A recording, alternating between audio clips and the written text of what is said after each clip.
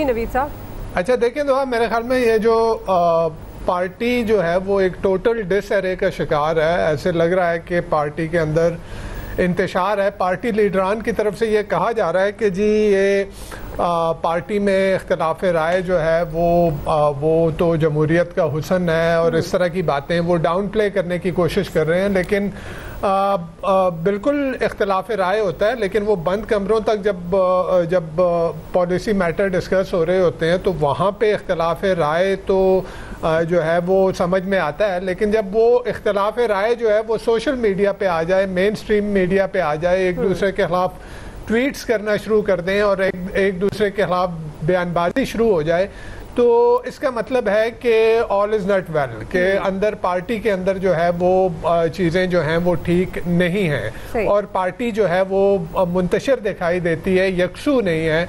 और फिर ऐसी सूरत में जबकि पार्टी लीडर की तरफ से ये कहा गया कि जी हमने जो है आशूरा के बाद मूवमेंट लॉन्च करनी है, फिर उसके बाद जो 90 दिन की डेडलाइन देना और इस तरह की बातें करना, देखिए आप बेसिकली पीटीआई के वर्कर्स को जो है उसको कंफ्यूज कर रहे हैं। आप एक तरफ तो कह रहे हैं कि जी हम डिसाइसिव एक मूवमेंट चलाना चाह रहे हैं इमरान खान साहब की रिहाई के लिए, और दूसरी तरफ आप ये बात कर रहे हैं कि जी हम मुक्तदरा के साथ जो है वो बातचीत करने के लिए भी तैयार हैं। तो ऐसी सूरत में सिर्फ पार्टी के वर्कर जो हैं वो कंफ्यूज हो जाते हैं, और जब वर्कर कंफ्यूज होगा तो आप कैसे एक इफेक्टिव मूवमेंट लॉन्च कर पाएंगे। अच्छा, अब इसकी रीजन भी क्या है कि रीजन क्यों पार्टी जो है वो इतनी मुंतशिर दिखाई देती है। एक बात तो तय दुआ जिस तरह से पीटीआई से बल्ले का निशान छीना गया, पीटीआई से उम्मीदवारान छीने गए, पीटीआई से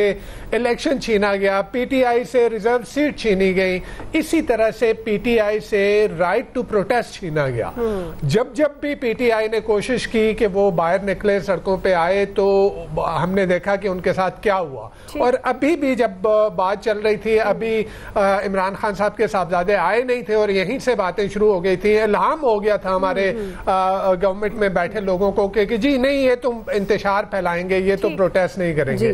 तो एक तो ये कि जो है वो उनके लिए जमीन तंग की हुई है, एक रीजन ये है। एक रीजन ये है कि इमरान खान के बयानिए का जो बोझ है वो बहुत सारे लोग जो पीटीआई के अंदर हैं वो नहीं सहार पा रहे, और उनमें से कुछ जो है वो तो साइड पे ऑलरेडी हो गए हैं और कुछ जो है वो खामोश बैठे हैं। फिर इसके साथ साथ एक चीज और जो इम्पोर्टेंट है वो ये कि जो कुछ लोग कॉम्प्रोमाइज हो गए हैं, जो कि विकेट के दोनों तरफ खेल रहे हैं और वो सबके सामने है कि वो कौन लोग हैं।